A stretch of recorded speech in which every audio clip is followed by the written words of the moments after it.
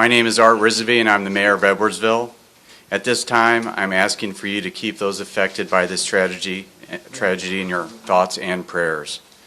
The governor called me directly and offered to provide all necessary state resources to assist us in search and rescue. This will be ongoing for the next several days. I appreciate your patience, and we will continue to release information as it becomes available. Now I would like to introduce our police chief, Michael Philback. Thank you, Mayor.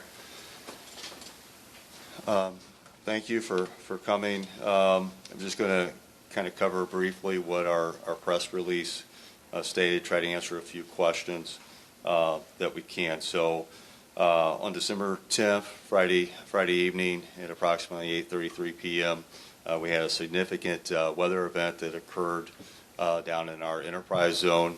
One of our Amazon warehouses experienced a major structural damage. We do at this time are able to confirm that we have more than one fatality at that location.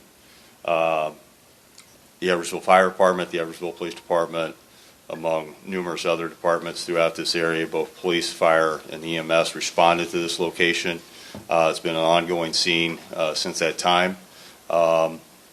It's had challenges in trying to develop information on to know how many people we actually had at that facility at the time because it's not a set staff. So Amazon management is there. They're assisting.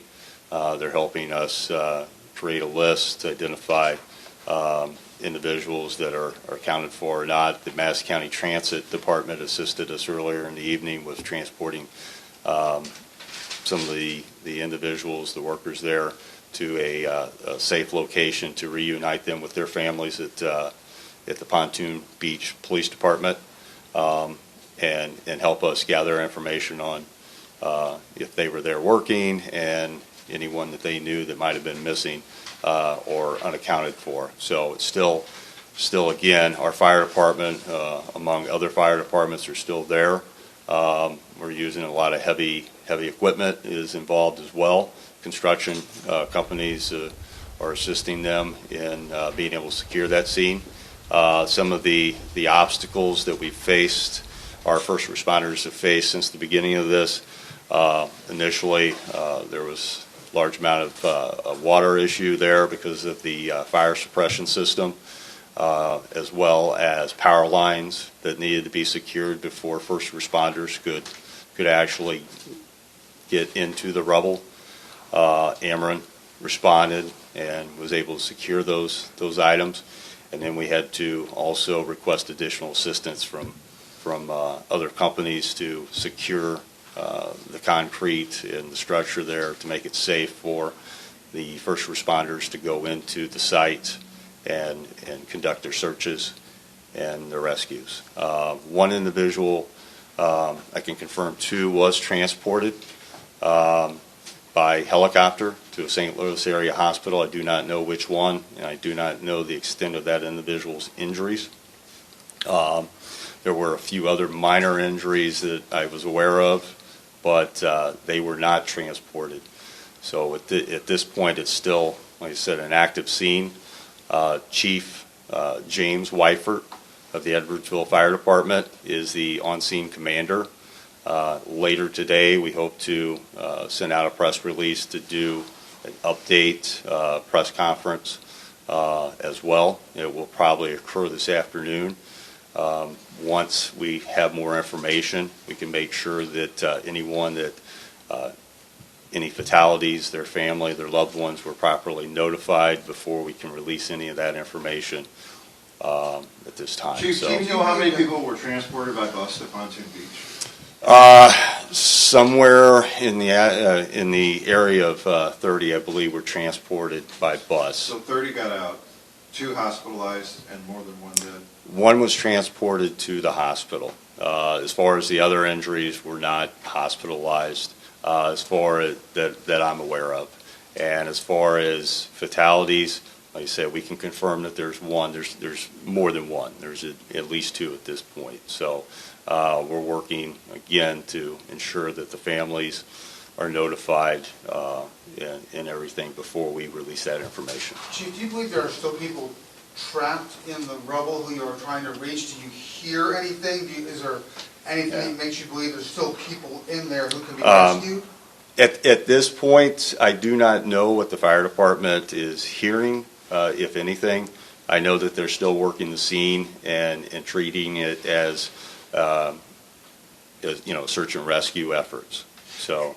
And you spoke to this a little bit earlier, but what are they dealing with out there? Is there just feet and feet of rubble upon rubble in that structure? What does that seem like? Yeah, so I mean, there's a lot of, for those that haven't been down in that area already, there's a lot of debris from the concrete that is predominantly a concrete and steel structure. So you have concrete and you have things hanging. It's quite windy outside, so things are unstable.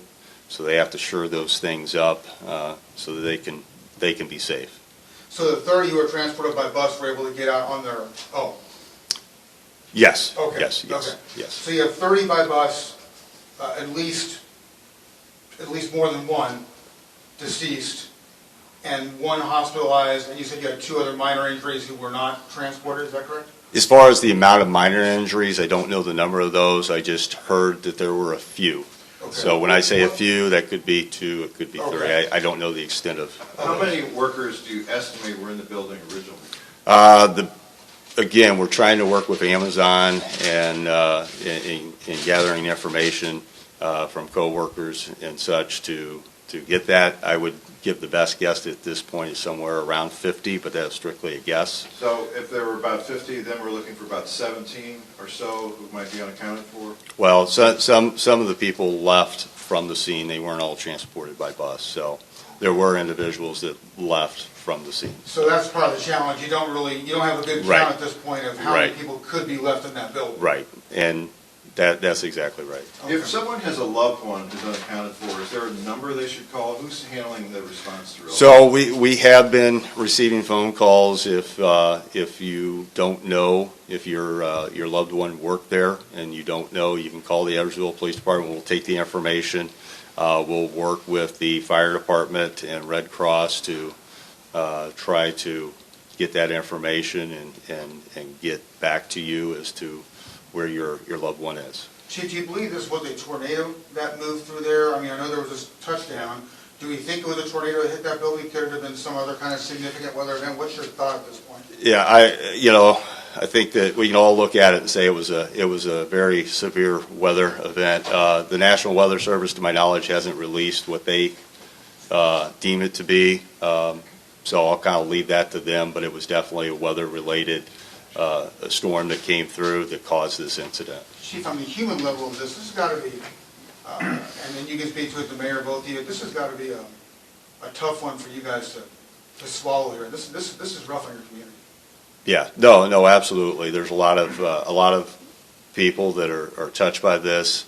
Again, our prayers, our concerns go out to those directly affected, but then we have first responders and that too that are dealing with this, and we will make sure that we provide them, ongoing support for these things, so that when something like this happens in the future, that they'll be there to do their job. Do you know what the Amazon policy was with workers for a tornado warning? Were they told to take shelter, or what was the policy? Yeah, I don't know what Amazon's direct policy is on that. I'd leave it to them to answer what their policy is. Typically, all the warehouses down there have a policy on what to do in those situations, but I don't know.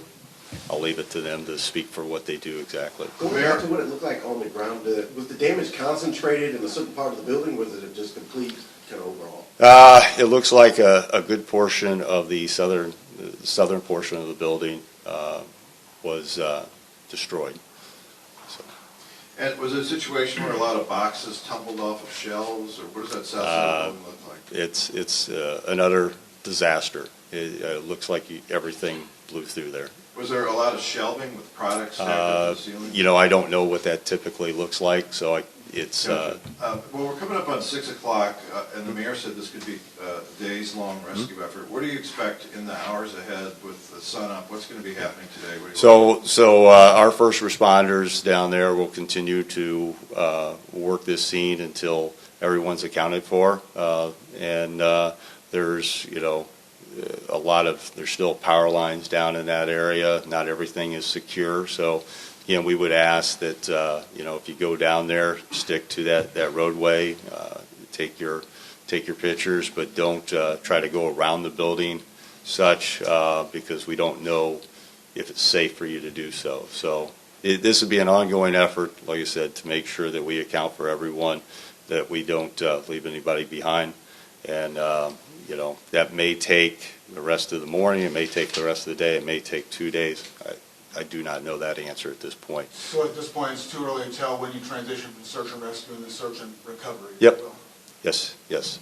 I'll take 2 more questions, and I think we'll need to wrap it up. We will plan on doing a press release later today. Chief Wyford will participate in that press conference, and we'll give you plenty of notice. But then that way he can give you hopefully a better update on some of the things that are going on. Yes, ma'am. If procedures weren't followed by Amazon management, could there be a criminal investigation? At this point, this year is right now. We're looking at it as a weather-related event. I'm not going to speculate that anybody did anything wrong. So if that was the case, I mean, obviously it may turn into something else. But at this point, I have no reason to believe that anybody did anything other than a weather event, that there wasn't much that they could have done from the looks of it. So. Chief, do you have any idea at this point how long before this hit that those workers could have had time to take cover? Do you have any idea of how, like when they got perhaps a warning and then when it happened? No, I don't have that answer for you at this point. And Mayor, would you mind speaking to just the impact on your community, perhaps? Okay. Is that all for me at this point? Thank you. All right. Thank you. Now we're going to wrap it up here when the mayor's finished. Well, we have a tight-knit community, so it's, as I said, I'm just keeping everybody in my prayers. So, it's, we're concerned for everyone. So, thank you. What's your message to your community, Mayor? Just say prayers. I'm just concerned. Thank you. Thank you.